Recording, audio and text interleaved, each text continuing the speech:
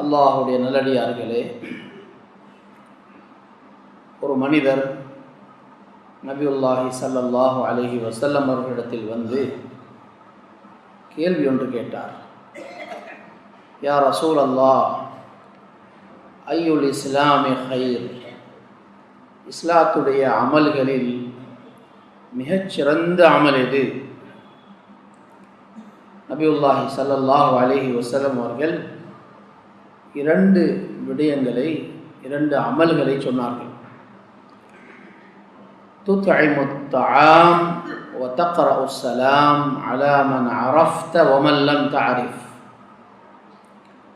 மக்களுக்கு சாப்பாடு கொடுங்கள், அதுதான் இஸ்லாத்துடைய அமல்களில் மிக சிறந்த அமல். இரண்டாவது சொன்னார்கள், மனிதர்களுக்கு சலாம் சொல்லுங்கள், உங்களுக்கு தெரிந்தவர்கள் தெரியாதவர்கள் வித்தியாசம் பார்க்காமல் சலாம் சொல்வது என்று சொன்னார்கள். நபியுல்லாஹி ஸல்லல்லாஹு அலைஹி வஸல்லம் அவர்கள் மதீனாவுக்கு ஹிஜ்ரத் செய்து அங்கு சென்றிருக்கிறார்கள். மஸ்ஜித் அமைக்கப்பட்டிருக்கிறது, மக்களுக்கு ஹுத்பா செய்கிறார்கள். அவர்களை பார்ப்பதற்காக அஹ்லுல் கிதாபுடைய யஹூதிகளுடைய ஒரு பெரும் ஆலிமாக இருந்தவர் அப்துல்லாஹ் இப்னு சலாம் அவர்கள் மஸ்ஜிதுக்கு வருகை தருகிறார்கள். அவர்கள் சொல்கிறார்கள், அவ்வலு ஷைஇன் சமிஅதுஹு வ ஹுவ யகூல். அவர்களுடைய பேச்சில் முதலாவது நான் கேட்ட வார்த்தைகள், நபி ஸல்லல்லாஹு அலைஹி வஸல்லம் அவர்கள் மக்களுக்கு சொல்லிக் கொண்டிருக்கிறார்கள், யா அய்யுஹன் நாஸ், மனிதர்களே, அஃஷுஸ் ஸலாம் வ அத்இமுத் தஆம் வஸிலுல் அர்ஹாம் வஸல்லு பில் லைலி வன் நாஸு நியாம் தத்குலுல் ஜன்னத பிஸலாம். மனிதர்களே, சலாத்தை பரப்புங்கள், எல்லோருக்கும் சலாம் சொல்லுங்கள், மக்களுக்கு சாப்பாடு கொடுங்கள், வஸிலுல் அர்ஹாம், உங்களுடைய குடும்பங்களை சேர்ந்து நடந்து கொள்ளுங்கள், வஸல்லு பில் லைலி வன் நாஸு நியாம், மனிதர்கள் எல்லாம் உறங்கிக் கொண்டிருக்கும் இரவு நேரத்தில் நீங்கள் எழுந்து தொழுங்கள். இந்த அமல்களை செய்துவிட்டால் எந்த அச்சமும் பயமும் இல்லாமல் நிம்மதியாக நீங்கள் சுவர்க்கத்துக்கு சென்று விடுவீர்கள். ஒரு சஹாபி வருகிறார், யா ரசூல் அல்லாஹ், ஐயு ஷைஇன் யூஜிபுல் ஜன்னா, சுவர்க்கத்தை கட்டாயமாக்கிவிடக்கூடிய ஒரு அமலை நீங்கள் எனக்கு சொல்லித்தாருங்கள்.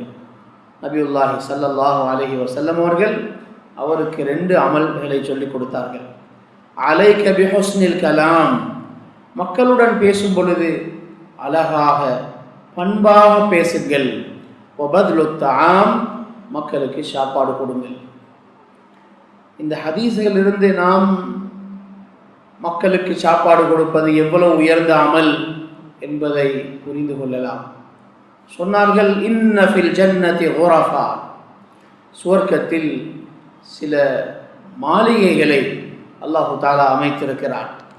யுரா ஸாஹிருஹா மின் பாத்தினிஹா வ பாத்தினுஹா மின் ஸாஹிரிஹா, அது எவ்வளவு அழகாக இருக்கும் என்றால், வெளியிலிருந்து பார்த்தால் உள்ளே தெரியும், உள்ளே இருந்து பார்த்தால் வெளியில் தெரியும், அவ்வளவு அழகாக இருக்கும். அஅத்தஹு அல்லாஹு தஆலா லிமன் அத்அம அத்-தஆம் வ அலான அல்-கலாம் வ தாபஅ அஸ்-ஸியாம் வ அஃஷா அஸ்-ஸலாம் வ ஸல்லா பில்-லைலி வன்-நாஸு நியாம்.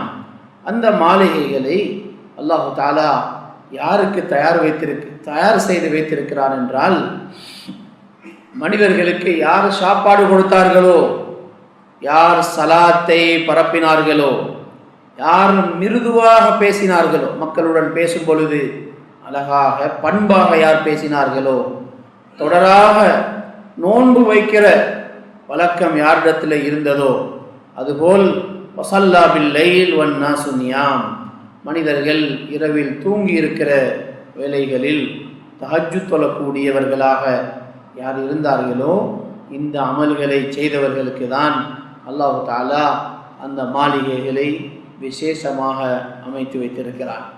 அல்லாஹ் தஆலா எங்கள் எல்லோரையும் இப்படிப்பட்ட அமல்களுக்குரியவர்களாக, பாக்கியங்களுக்குரியவர்களாக ஆக்கி வைப்பானா. அன்பான சகோதரர்களே, மனிதர்களுக்கு விருந்தளிப்பது, சாப்பாடு கொடுப்பது என்று சொல்வது இந்த மார்க்கத்தில் மிக முக்கியமான ஒரு அமல். நாம் சாப்பாடு கொடுப்பது என்றால் முழுமையான ஒரு சாப்பாட்டை தான் கற்பனை செய்கிறோம். ஆனால் மார்க்கம் சொல்வது நாம் கொடுக்கிற சாப்பாடு முழுமையான ஒரு சாப்பாடாக இருக்க வேண்டும் என்பதல்ல. பல சந்தர்ப்பங்களில் அது ஒரு ரொட்டியாக இருக்கலாம், ஒரு ரொட்டியின் துண்டாக இருக்கலாம், ஒரு ஈத்தம்பழமாக இருக்கலாம், வெறும் ஒரு பழமாக இருக்கலாம். மிக சாதாரணமான ஒன்றாக இருந்தாலும் மனிதன் எதை சாப்பிடுகிறானோ எல்லாமே சாப்பாடு தான். அதை கொடுக்கிறவர்களுக்கு இந்த சிறப்பு சொல்லப்பட்டிருக்கிறது. நாம் கொடுக்கக்கூடிய சிறிய ஒரு உணவாக இருந்தாலும் அல்லாஹ்விடத்தில் அந்த சதகாக்கள் அதே அளவில் அதே நிலையில் இருப்பதில்லை. நபியுல்லாஹி ஸல்லல்லாஹு அலைஹி வஸல்லம் அவர்கள் சொன்னார்கள், அல்லாஹ் தஆலா நீங்கள் மனிதர்களுக்கு சாப்பாடாக கொடுக்கக்கூடிய ஒரு ஈத்தம்பழம் அல்லது ஒரு பிடி சாப்பாடு இந்த சதகாவை அல்லாஹ் தஆலா வளர்க்கிறான். அதை எப்படி வளர்க்கிறான் என்றால், உங்களுடைய வீட்டில் ஒட்டகம் குட்டி போட்டால், மாடு குட்டி போட்டால், அதை நீங்கள் எப்படி பாதுகாப்பாக வளர்க்கிறீர்களோ, சாப்பாடு கொடுத்து அது பெரிதாக வேண்டும், அது கொழுக்க வேண்டும் என்று எப்படி நீங்கள் வளர்க்கிறீர்களோ, அல்லாஹ் தஆலா நீங்கள் மனிதர்களுக்கு கொடுக்கக்கூடிய ஒரு ஈத்தம்பலம், சதகாவாக கொடுக்கக்கூடிய ஒரு கவல உணவு, அவன் அதை வளர்க்கிறான். கியாமத்துடைய நாளில் இந்த சாப்பாடுகளை கொடுத்த மனிதர்கள் அவர்களுடைய சதகாவை பார்க்கும் பொழுது ஹத்தா யகூன மித்ல உஹுத், சில மனிதர்கள் கொடுத்த சாப்பாட்டு சதகாக்கள் உஹது மலையை போல பெரிதாக இருக்கும். அவ்வளவு இஹ்லாஸாக கொடுத்திருப்பார், காலம் பூராவும் அந்த இஹ்லாஸை பாதுகாத்திருப்பார். அல்லாஹ் தஆலா அதை வளர்த்து வளர்த்து வளர்த்து பெரிதாக்கி உஹது மலையை போல பெரிதாக்கி அவருக்கு பெரும் கூலியை கொடுத்து விடுவார். அன்பான சகோதரர்களே, மனிதர்களை சந்தோஷப்படுத்துவதற்கு உலகில் என்ன இருக்கிறது? அவர்களுடன் அழகாக பேசுவது, அவர்களுக்கு சாப்பாடு கொடுப்பது, இதை விட உலகத்தில் என்ன இருக்கிறது மனிதர்களை சந்தோஷப்படுத்துவதற்கு?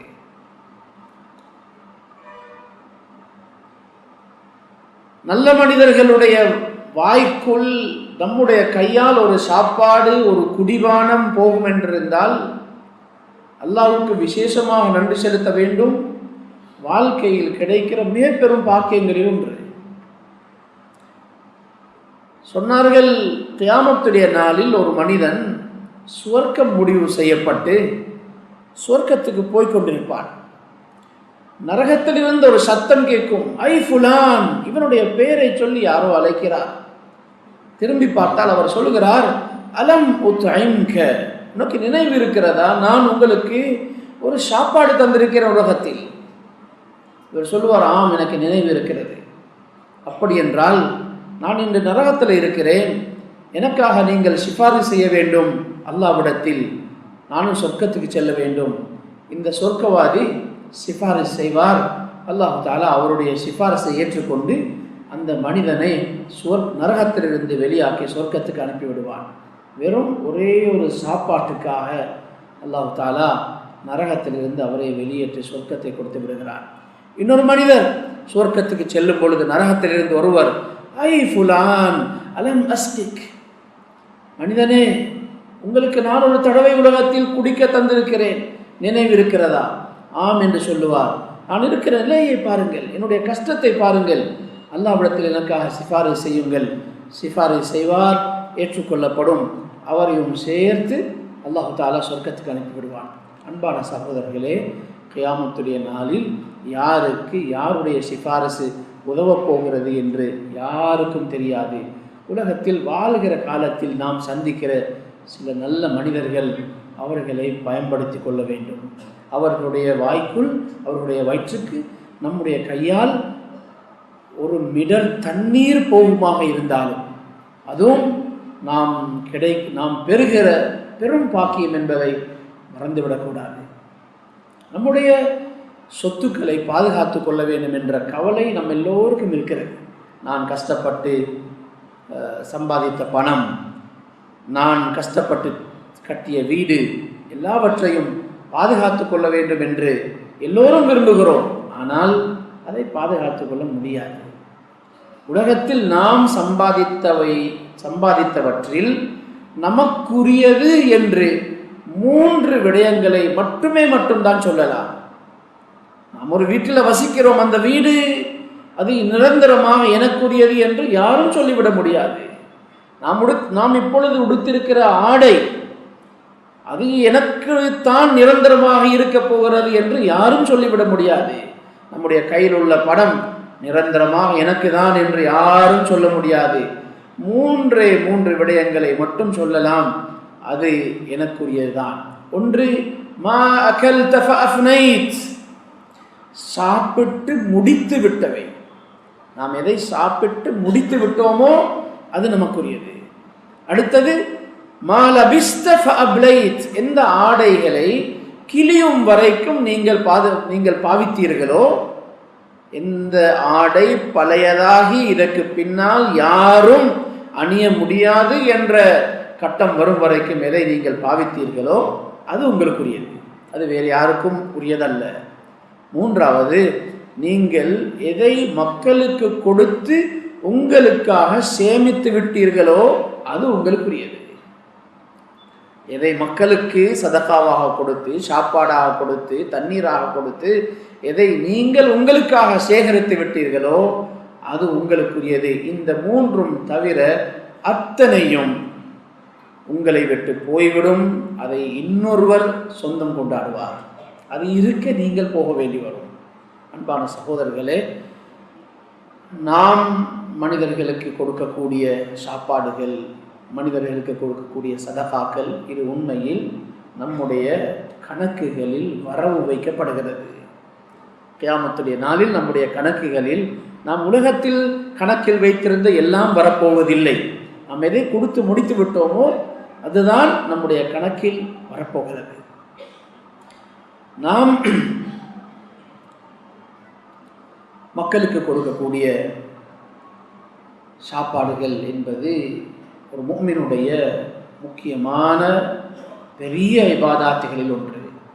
உலகத்தில் நம்முடைய கஷ்டங்கள் தீருவதற்கு, பிரச்சனைகள் தீருவதற்கு, மறுமையில் நம்முடைய கபூலியத்துக்கு பல பொழுது மக்களுக்கு நாம் செய்த உபகாரங்கள் தான் காரணமாக அமையும். சரித்திரத்தில் ஒரு சம்பவம், அஹ்மத் இப்னு மிஸ்கீன், 3ஆம் நூற்றாண்டில் வாழ்ந்த ஒரு பெரிய மனிதர் அஹ்மத் இப்னு மிஸ்கீன் ரஹ்மத்துல்லாஹி அலைஹி, இவர்கள் சம்பந்தமாக ஒரு சம்பவத்தை பதிவு செய்திருக்கிறார்கள். அவர்களுடைய வாழ்க்கையில் ஒரு கட்டம் கடினமான பஞ்சம், சாப்பிடுவதற்கு எதுவும் இல்லை என்ற நிலை வருகிறது. அவர்கள் மனைவி, பிள்ளைகள் சாப்பிடுவதற்கு எதுவுமே இல்லாமல் ஒரு முடிவுக்கு வந்தார்கள்.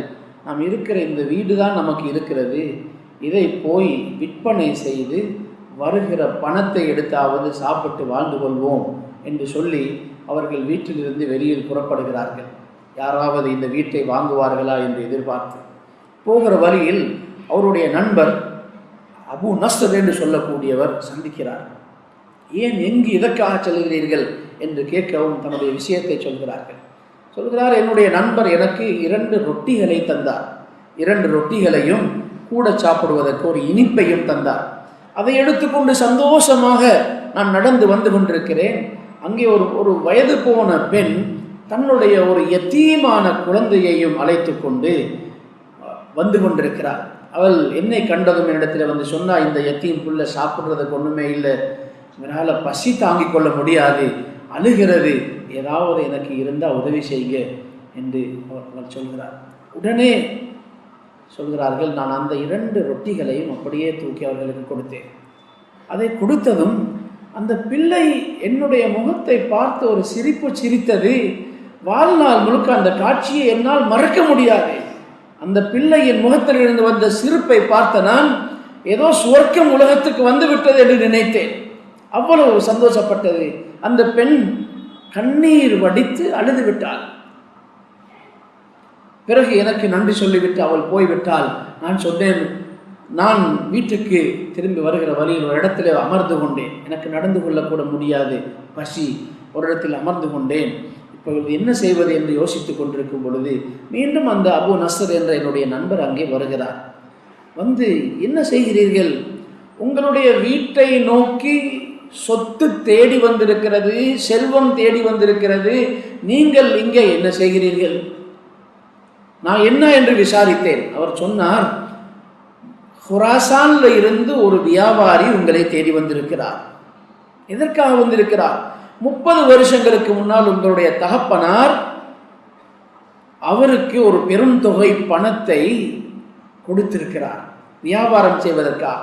அவர் பஸ்ராவில் வியாபாரம் செய்து ஒரு கட்டத்தில் அவர் கஷ்டவாளியாக மாறினார். மீண்டும் குராசானுக்கு சென்று அங்கே அவர் சம்பாதித்து நிறைய பணத்தை தேடி இப்பொழுது ஒரு பெரும் செல்வந்தர். அவர் உங்களுக்கு வரவேண்டிய ஹக்கை திருப்பி தருவதற்காக வேண்டி வந்து உங்களை தேடிக்கொண்டிருக்கிறார். வீட்டுக்கு செல்கிறார்கள். பெரும் தொகை பணம் அவருக்கு கிடைக்கிறது.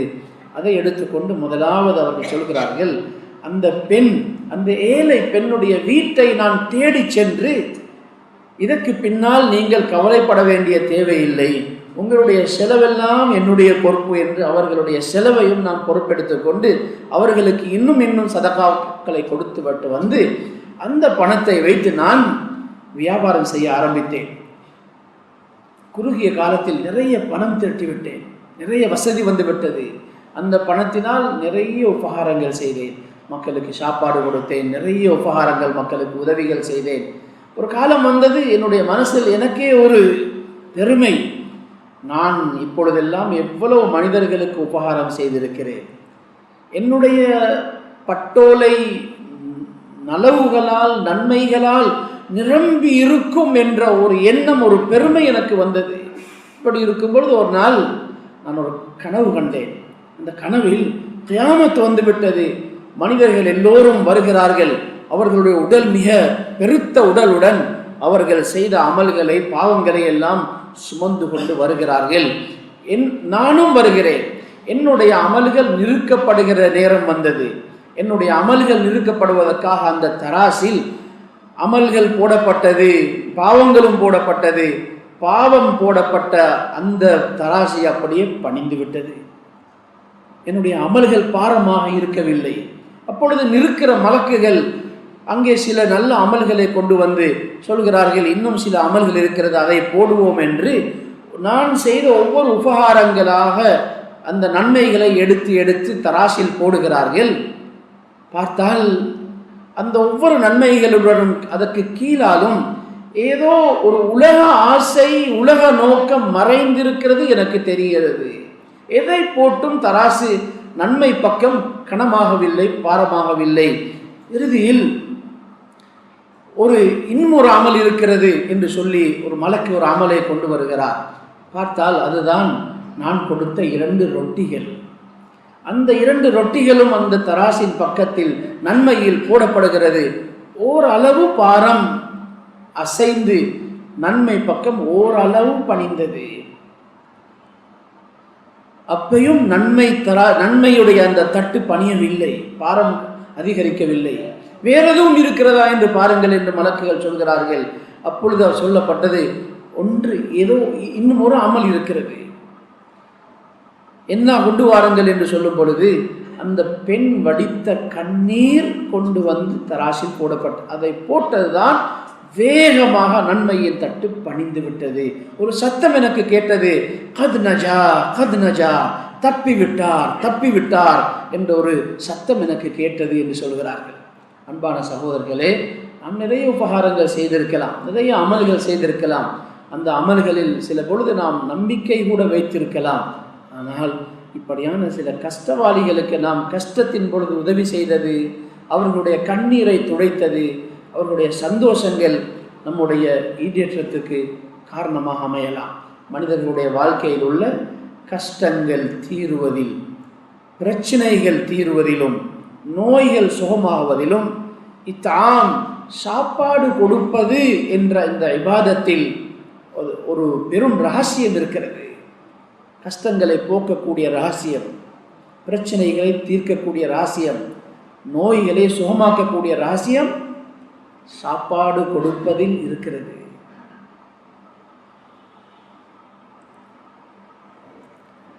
ரோமுடைய யுத்தம் நடந்து கொண்டிருந்த காலம், முஸ்லிம்களுடைய தரப்பில் இருந்து ரோமர்களால் ஒருவர் கைதியாக, ஒரு வாலிபர் கைதியாக பிடிபடுகிறார். தாய் கடும் கஷ்டத்துடன் வீட்டில் வாழ்கிறார்கள். ஒரு நாள் சாப்பாட்டை எடுத்துக்கொண்டு சாப்பிடுவதற்கு தயாராகும் பொழுது ஒரு மிஸ்கீன் அங்கே வருகிறார், ஒரு ஏழை. இந்த தாய் அந்த பசி இருந்தும் கூட அந்த சாப்பாட்டை அப்படியே எடுத்து அந்த ஏழைக்கு கொடுத்து விட்டு ஒரு துவா கேட்கிறார். யா அல்லாஹ், என்னுடைய மகனை திரும்ப கொண்டு வந்து சேர்த்து விடு. அவனுடைய கஷ்டம், வாழ்க்கையில் கஷ்டம், மகன் இல்லாமல், அதை கொடுத்து விட்டு துவா கேட்டார்கள். யா அல்லாஹ், மகனை திரும்ப கொண்டு வந்து சேர்த்து விடு. சில நாட்கள் கழியவில்லை, மகன் திரும்பி வந்து விட்டார். தாய் கேட்கிறார்கள், ரோமர்கள் எல்லோரையும் விட்டு விட்டார்களா? சொன்னார்கள், இல்லை, என்னை மட்டும் விட்டார்கள். என்ன நடந்தது? என்னை கால் விலங்கு போட்டு கட்டி வைத்திருந்தார்கள். ஒரு நாள் திடீரென்று அந்த கால் விலங்கு உடைந்தது. அவர்கள் பார்த்தார்கள், என்னுடைய கால் விலங்கு உடைந்திருக்கிறது, விலங்கை மாற்ற வேண்டும் என்று சொல்லி இன்னொரு விலங்கை கொண்டு வந்து போட்டு கட்டினார்கள். அதுவும் உடைந்தது. இன்னும் ஒன்று கொண்டு வந்தார்கள், அதுவும் உடைந்தது. கொண்டு வந்து காலை கட்டுகிறார்கள், விலங்கு உடைந்து போகிறது. இந்த அதிர்ச்சியை பார்த்ததும் அவர்கள் சொன்னார்கள், நீங்கள் இப்படியே இருங்கள், எங்களுடைய உஸ்குஃப், எங்களுடைய ஆலிம் இருக்கிறார், அவர்கள் நசாராக்கள், எங்களுடைய ஆலிமிடத்தில் நாம் இதை பற்றி கேட்க வேண்டும் என்று சொல்லி அவர்கள் போயினார்கள். போய் கேட்டுவிட்டு வந்தார்கள்.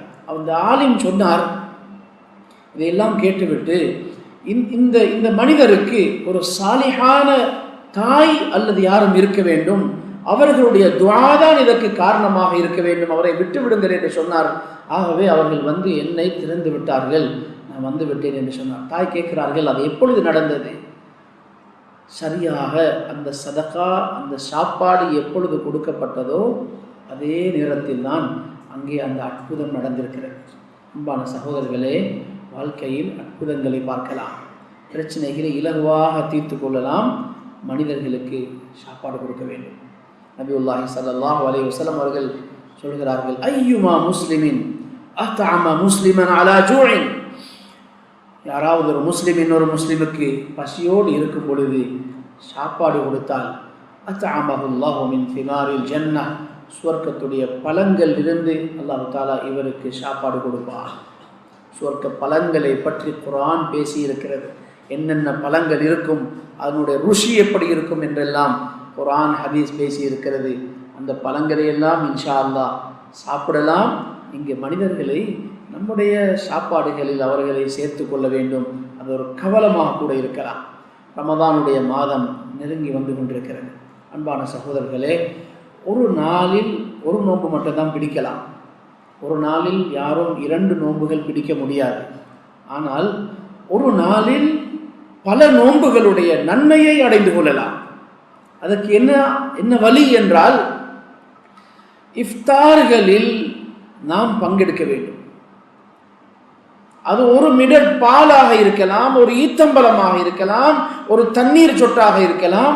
அந்த இஃப்தாரில் நாம் நம்முடைய ஒரு பகுதி சேர்ந்து விடும் பொழுது நபி ஸல்லல்லாஹு அலைஹி வஸல்லம் சொன்னார்கள், யார் நோன்பு திறக்கிறார்களோ அவர்களுடைய நோன்பின் முழுமையான நன்மை இந்த கொடுத்தவருக்கு கிடைத்துவிடும். இப்படி பார்த்தால் ஒரு நாளில் 10 பேருடைய நோன்பின் நன்மைகளையும் சம்பாதிக்கலாம், 100 பேர்களுடைய நோன்பின் நன்மையையும் சம்பாதிக்கலாம். முழு ஊரில் உள்ள மனிதர்களுடைய நோன்பையும் ஒரு தனி மனிதரால் சம்பாதித்துக் கொள்ளலாம். ஒரு சிறிய அளவிலாவது நாம் பங்கெடுத்துக் கொள்வோம். நபியுல்லாஹி ஸல்லல்லாஹு அலைஹி வஸல்லம் அவர்கள் சஹருக்கும் விருந்தாளிகளை அழைத்து சென்றிருக்கிறார்கள். நான் சஹரில் யாரும் விருந்து கொடுப்பதில்லை, ஆனால் தன்னுடைய வீட்டுக்கு விருந்தாளியாக சஹருக்கும் அழைத்து சென்றிருக்கிறார்கள். பெரும் நன்மையை சம்பாதிப்பதற்கான ஒரு வாய்ப்பு, ஒரு சந்தர்ப்பம்தான் ரமதானுடைய மாதம். வரக்கூடிய இந்த ரமதானுடைய மாதத்தில் நிறைய மனிதர்கள் கஷ்டப்படுகிறார்கள். சாப்பாட்டுக்கு வழி இல்லாமல், சொல்லிக்கொள்ள முடியாமல் கஷ்டப்படுகிற நிறைய குடும்பங்கள்.